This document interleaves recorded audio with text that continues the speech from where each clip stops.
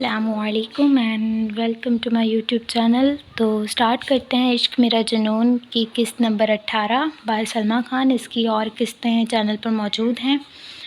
और पहले एक डे फिक्स था कि संडे वाले दिन एपिसोड आता था, वीक में एक एपिसोड, लेकिन अब कंफर्म नहीं है कि कब आए कब ना आए। तो अगर आपको एपिसोड पसंद आ रहा है, कुछ भी इसमें कोई भी अपना रिव्यू शेयर करना चाहते हैं तो वो कमेंट्स में बता सकती हैं। इसके अलावा एपिसोड्स भी अगर जल्दी चाहिए तो वो भी कमेंट्स में बता दें। इंशाल्लाह मैं ट्राई करूँगी मैं जल्दी भेज सकूँ, वीक में 2-3 एपिसोड ऐसे। तो शुरू करते हैं।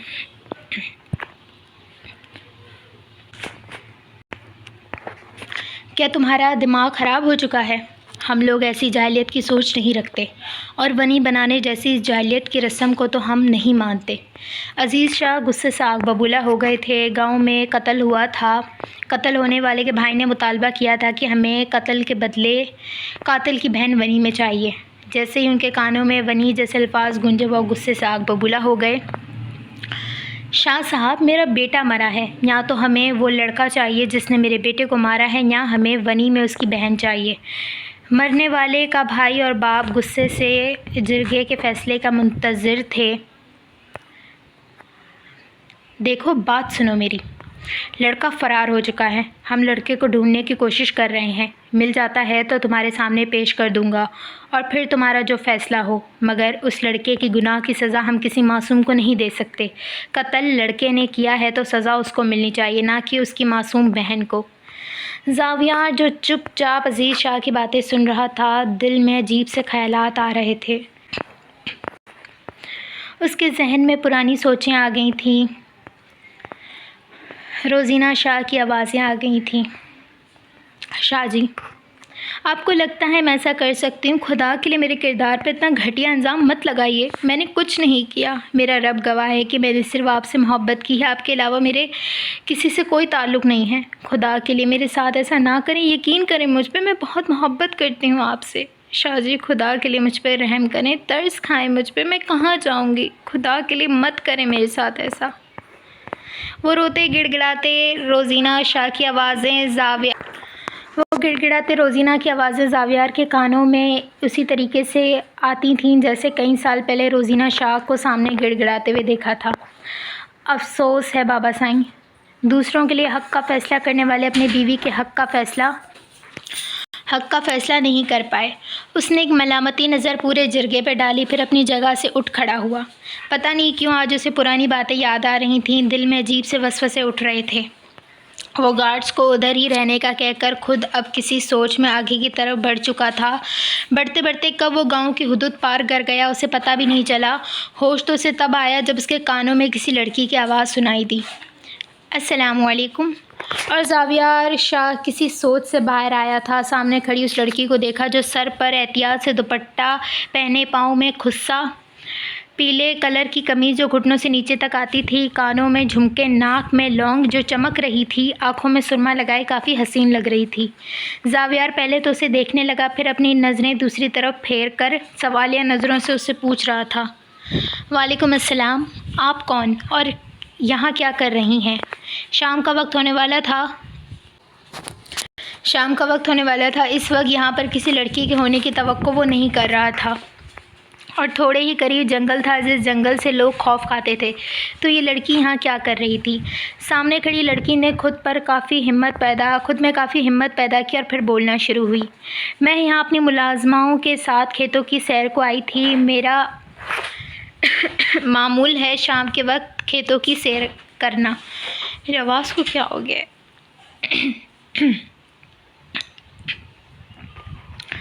उसने उंगली उठाकर बराबर वाले खेतों का इशारा किया तो ज़ावियार कुछ पल के लिए तो समझ ही नहीं पाया। ये खेत तो हातिम अलवी वालों के हैं। सामने खड़ी लड़की ने इस्बात में सर हिलाया।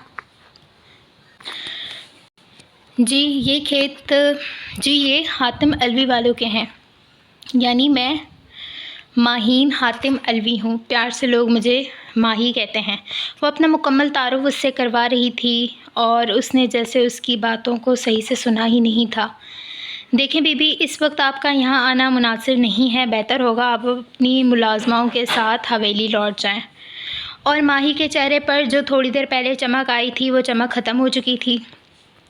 वो अपनी मुलाजमाओं के साथ सैर को आ रही थी जब नज़र सामने आते हुए वजी मर्द पर पड़ी। 1 सेकंड लगा था उस मर्द को पहचानने में, और उसने आज फ़ैसला कर लिया था कि वो उससे बात करेगी। वो आगे बढ़ी तो वो किसी सोच में गुम था, इसलिए उसने उसे 2-3 बार आवाज़ें दी। जब वो ना रुका तो फिर उसके पीछे चलती हुई काफ़ी आगे तक निकल आई थी। शायद आपने मुझे पहचाना नहीं, माही उसे उनकी पहली मुलाकात वाला वाक़या याद दिलाना चाहती थी, जो कई साल पहले गुज़रने के बाद भी वो नहीं भूली थी। मगर शायद ये वाक़या सामने वाला शख्स भूल गया था। उसने नासमझी से माही को ही देखा, जो बस उसे ही देखे जा रही थी। क्या कहना चाहती हैं आप? उसने रोबदार लहजे में कहा। कुछ पल के लिए तो माही कुछ ना कह सकी, फिर अपने अंदर हिम्मत पैदा करके बोलना शुरू हुई। 5 साल पहले आपने इस जंगल में किसी लड़की की मदद की थी। वो लड़की मैं थी, जिससे फिर आप हॉस्पिटल में छोड़कर आए थे। और लड़की की मदद की बात सुन के उसकी आँखों की फिल्म पर किसी का चेहरा जगमगाया था, वो चेहरा जिसे वो कभी भूल ही नहीं पाया था, जिस चेहरे को पाने के लिए वो कोशिशें कर रहा था। मगर वाकई में इसे ये वाक़या याद नहीं था। उसे तो बस ये याद था कि उसने इस जंगल में एक लड़की को बचाया था जिसका नाम दानीन मकबूल सादिक था। मगर ये कौन थी?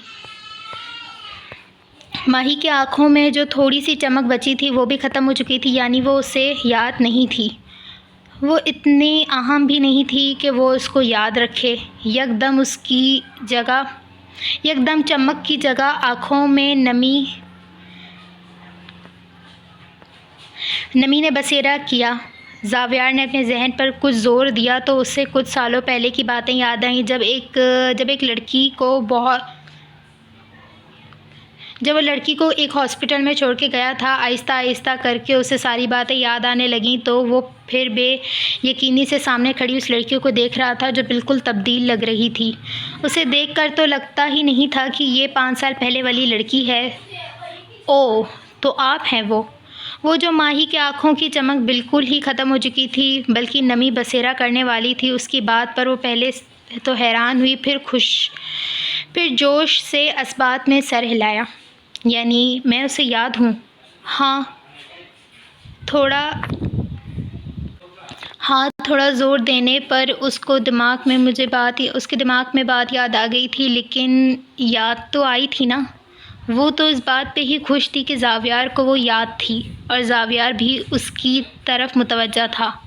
मैं हातिम अलवी की बेटी हूँ और जुल्फ़िकार हातिम की बहन हूँ।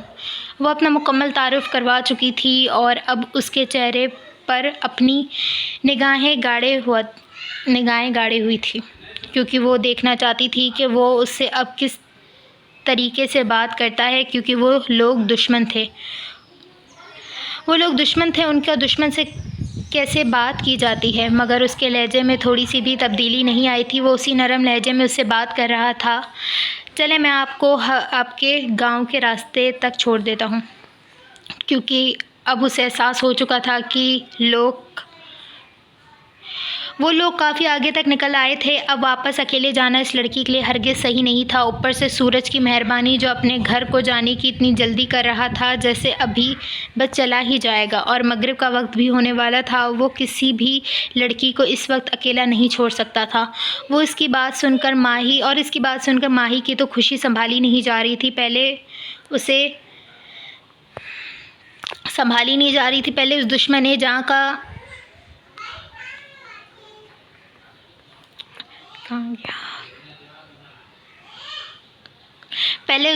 जहाँ का सफ़र करते हुए इतने आगे तक निकल आई थी, और अब उसी दुश्मन जहाँ के साथ वो वहीं दुश्मन जहाँ उसे वापस छोड़ने जा रहा था। सॉरी, मिस्टेक्स बहुत ज़्यादा हैं, क्योंकि आज मेरी वाकई में तबीयत भी ठीक नहीं, ना मुझे सही से नज़र आ रहा है, ना मेरा गला ठीक है। मैं बार बार रोक कर अपना गला ठीक कर रही हूँ, तो आई होप थोड़ा बर्दाश्त कर लेंगे।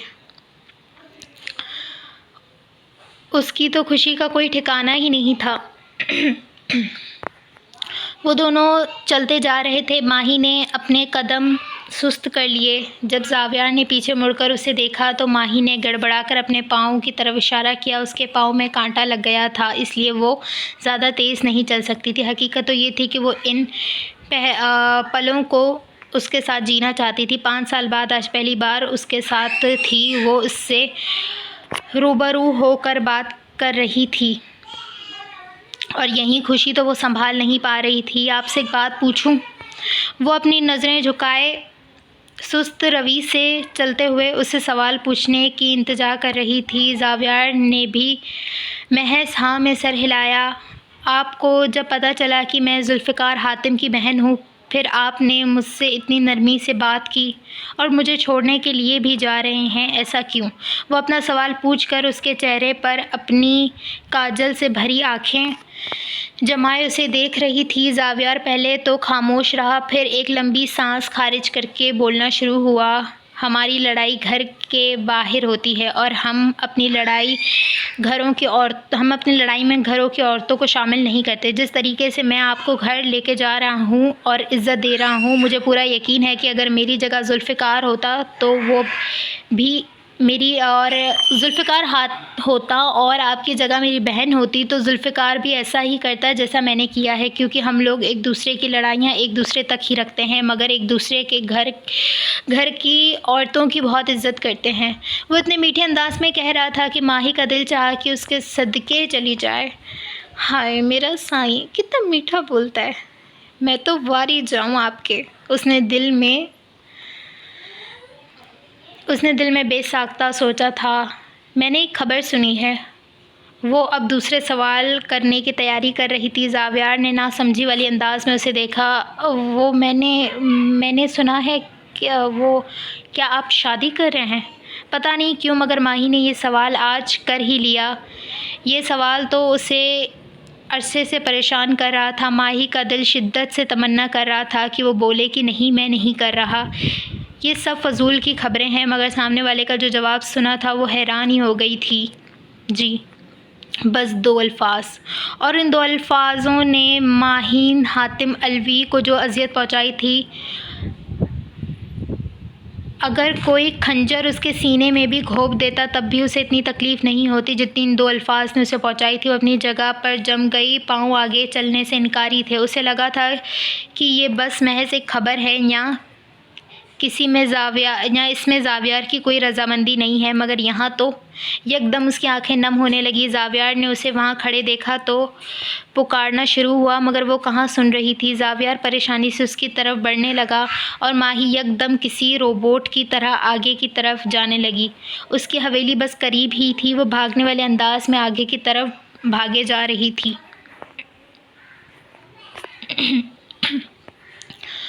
और ज़ावियार बस उसे देखता ही रह गया। उसे नहीं समझ आ रहा था कि एकदम उसे क्या हो गया। वो चल भी नहीं पा रही थी और अब वो भागे जा रही थी। वो अपना सर झटक कर अब अपने रास्ते की जानिब बढ़ चुका था। उसने माही की आंखों की नमी नहीं देखी थी। माही जब हवेली लौटी तो हातिम अल साहब ने उसे अपने पास बुलाया। वो जो अपने आंसू को बेदर्दी से रगड़ रही थी उनकी तरफ मुतवज्जा हुई, मगर उनकी आंखों की नमी वो अच्छी तरीके से महसूस कर गए थे। बाबा साईं, मैं बाद में आप आऊँगी, मेरी तबीयत। आगे वह भी कुछ बोलती कि हातिम साहब उसकी तरफ बढ़े। माही, क्या हुआ है, मुझे बताओ, रो क्यों रही हो? वो परेशानी से उससे पूछ रहे थे। माही को लगा कि वो नहीं समझ पाएंगे उसकी कैफियत, मगर वो तो बाप थे ना, बेटियों को बाप से बेहतर कौन समझ सकता है। उसने जब माही को सीने से लगाया तो वो बेसाख्ता रोने लगी। हातिम अलवी का दिल बैठा जा रहा था। उनकी चुलबुली सी मजाक मस्ती करने वाली जिंदा दिल बेटी आज उनके सामने इतना रोए जा रही थी। माही, मुझे बताओ मेरी जान, क्या हुआ है? तुम तो खेत देखने गई थी ना, तो फिर क्या हुआ बताओ मुझे, मैं परेशान हो रहा हूँ। वो उसके आँखों के आंसू साफ करते हुए परेशानी से पूछ रहे थे। बाबा साईं, क्या कमी है मुझ में, बताएं। आप तो कहते हैं ना मैं सबसे ज़्यादा प्यारी हूँ। हाँ, निकम्मी हूँ मगर दिल की तो अच्छी हूँ ना, आज तक किसी के लिए बुरा नहीं चाहा। तो फिर बाबा साईं, वो मुझसे मोहब्बत क्यों नहीं करते? वो कैसे किसी और से शादी कर सकते हैं? कैसे बाबा साईं? वो तो मेरे साथ थे ना, मैंने उनको देखा था, मेरी मोहब्बत है वो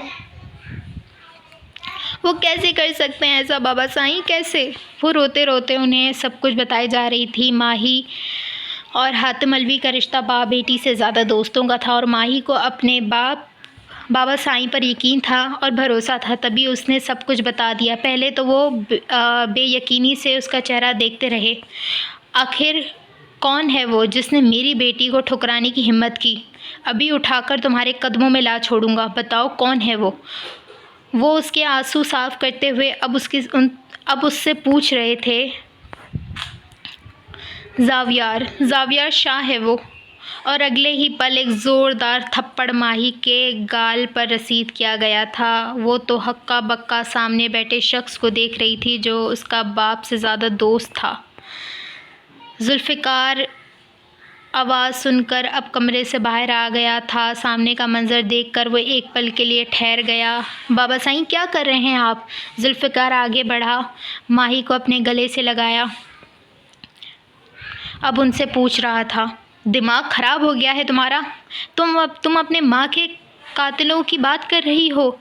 मतलब तुम अपने माँ के कातिल के बेटे से मोहब्बत हो गई है तुम्हें? ये क्या कह रही हो तुम?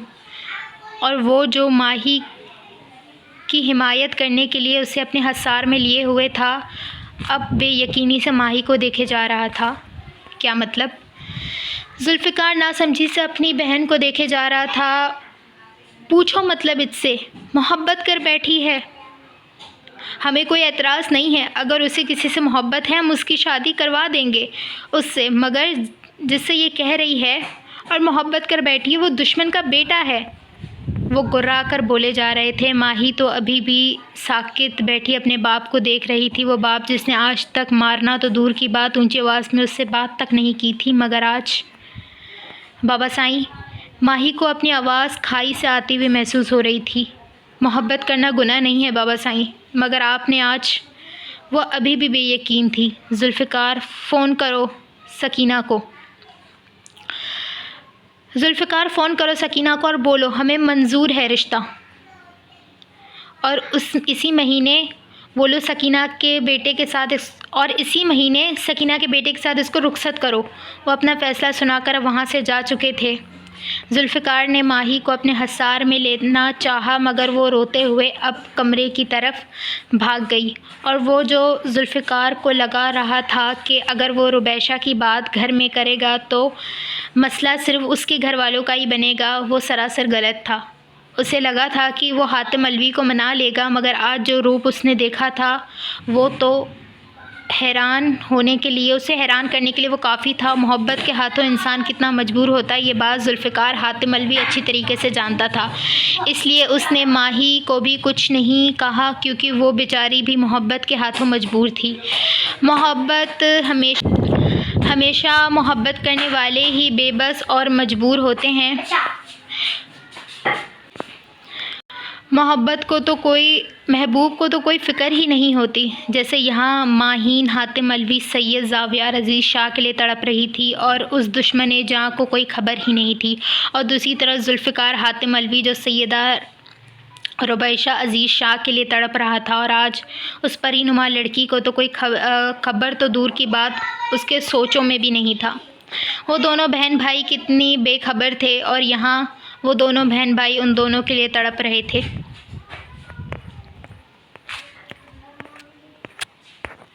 ख़त्म हो गया?